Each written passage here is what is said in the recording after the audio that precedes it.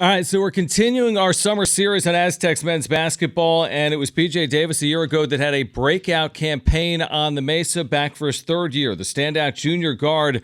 With us right now, John and Jim, San Diego Sports 760 on the home of the Aztecs. And BJ, first of all, thanks for hopping on. Hope you're doing well. Thank you for having me, man. I really appreciate it. All right, so I just want to start with the offseason because I think for a lot of our listeners, they watch the Aztecs during the season, and then a season ends, and you guys are, kind of behind the scenes a lot. So take us through what has been kind of the start and middle of your offseason. The year ends in the NCAA tournament. What have the last 3, 4, 5 months been like for you as you ramp up for the next year? Just kind of sticking to the routine, getting stronger, staying on the court, and just using the experience last year to really just dial in more and make it even translate more this year. So really just sticking to the routine and staying disciplined. Coming into last season, the Reese Waters injury, vaulted you into the starting lineup. How did you handle that? How did you feel about that? And did you expect to play such a huge role on last year's team that you did? Obviously, Reese Waters is incredibly talented, so having someone like him to sit out, and it hurt the team for sure. But, I was ready for the moment. I feel I put the work in, and my mind was ready, my body was ready. So, yeah, I definitely felt I got accustomed to it pretty quickly. BJ Davis, Aztec junior guard, with us right now on John and Jim. What was it like going from the way you played sparingly as a freshman? I mean, I think about all these guards at San Diego State, and there's always veteran players. I go back to like Lamont Butler when he was here, there's so many examples. Miles Bird, right? He redshirts his freshman year when the team's in the national championship game. Like, what changes for you from a mindset perspective when you go from your freshman year to then starting every single game as a sophomore? It was go time, so I had to be one of those guys on the team that brings that energy and brings that poise to the team. So definitely just getting out there and not being afraid and bringing the energy. With as many players as that are returning on this team as there are, you guys are loaded in the backcourt. How has that made you better this offseason going into this upcoming year? And how fun are practices right now with the amount of talent that you guys have on this Aztec team? I think it's making everybody better. We're competing against each other on a daily basis at a really high level. So if we do this against each other, then I feel if we go out as a team and play opponents, and it'll be clockwork for us. Take me through what it's like as a player. Like a year ago, again, you're bursting onto the scene. I go back to your first handful of games, like the Creighton game, you score 18 points, you're 7 of 11 from the floor. The Oregon game, a loss, you score 18 points. Then all of a sudden, you're playing one of the best teams in America. They'd later play for a national championship in the University of Houston, and you're at the top of their scouting report. I think Kelvin Sampson postgame said, we wanted to take BJ Davis offensively out of the game. What type of adjustment is that when you're scouted the way you were scouted a year ago? I think just, staying patient. I think that opportunities will arise, and I think that just me staying patient and trusting my teammates and trusting the coaches that put me in the best position possible, I think that would be the most beneficial. So, it was tough at first adjusting, because when people really start cracking down on you, and me being a young player my first year out there, I kind of struggled a bit, I felt like. So, but overall, I say it was a good experience for me. It taught me a lot, and just, how to handle the ups and downs that come with this game that we play. So I go back to, and you'll remember this, I go back to, scrimmages last year. There was a scrimmage that you guys had with UCLA up in LA, I believe. And the reports coming out of that scrimmage was, man, BJ Davis, he scored, I think, like 23 or whatever, how many points in that game. It was a real bright spot. It was like, oh, wow, BJ Davis. In that scrimmage, did you gain confidence like, oh, I can do this. I can score at a high clip at this level. And did that carry through for you to start your season last year? Yeah, definitely. It was a good scrimmage. I just felt that everything was clicking. I really wasn't thinking too much. At times, I felt like I was getting in my way a lot just by overthinking stuff. But during that time, it was really no thinking. And yeah, it definitely carried over. It gave me that sense of belonging, definitely. And I used that throughout the season. I always drew back to that moment to seek inspiration and motivation.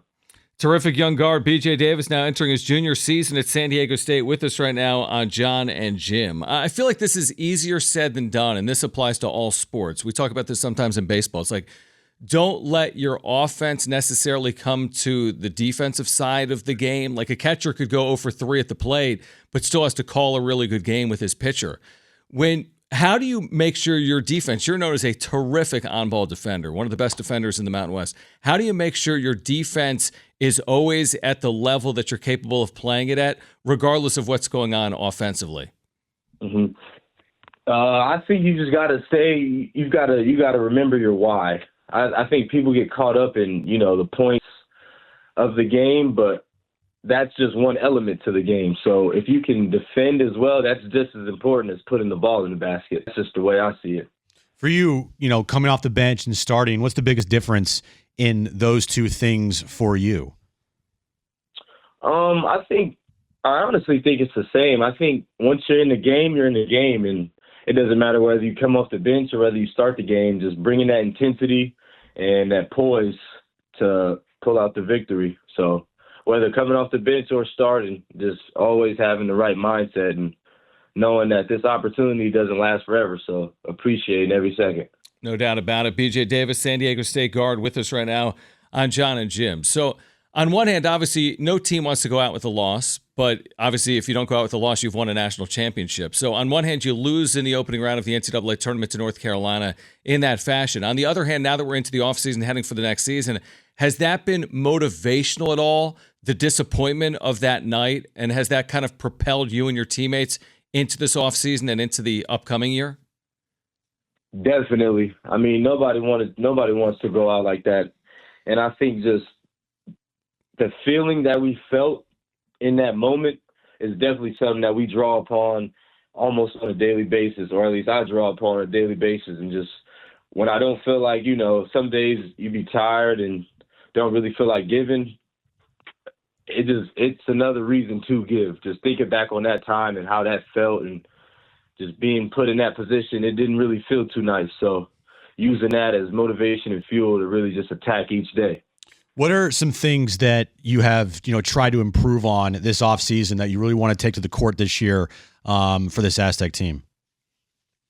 I think just my leadership skills. I think just being more vocal and being more of a glue guy for the whole team. Because I know at times, especially in a game like basketball, emotions are high. So if I'm able to control myself and master my emotions, then I feel it'll grant us more success. Does it feel different having so many pieces back? Because a year ago you didn't, but you still got all the way to the NCAA tournament and, beat teams like Houston and Creighton and had success in the Mountain West. But this time around, it's just there's more continuity with the roster. What impact is that going to have? I think we have that relationship with each other. So if somebody's not giving it their all, and the whole team will be able to call them out, and nobody will really take it personal, because we know what each other can do, and we only want to see each other do our best. So really just being able to pick each other up and bring everybody to their highest level. What was the decision for the new haircut, BJ? I just feel like I'm getting a bit older, and I've had my hair for quite some time, and I wanted to just hone in a little bit more on my career and my life choices. So I decided to, let it go, start off on a new chapter. To be honest with you, when I saw videos, I did not recognize you. I was like, wait, who's the new guy out there? Oh, it's BJ Davis. Like, oh, okay. Looks good, man. Looks very good. Thank you. I appreciate it. Have you gotten a ton of reaction to that? You know how people are with social media. Like, have you received a ton of off-season reaction to like some of the stuff that's been posted on social media from like Aztec social media accounts? Yeah, surprisingly, most people, they don't really like you said, they don't really recognize me. And I can tell because the way they look at me is like they've seen me before, but they don't know if they've seen me before. So it's definitely it's hysterical. Like, who's the new guy? Yeah. He can shoot it. Right. New cut, same player Yeah, as he exactly. heads into his junior season at San Diego State. BJ, we appreciate you taking time for us. Everyone's excited, obviously, for the upcoming season, which will get underway in November. Viejas Arena, San Diego State back on the floor. Appreciate you doing it, man, and we'll see you again soon, and thanks for taking time for us. Thank you, man. I genuinely appreciate it.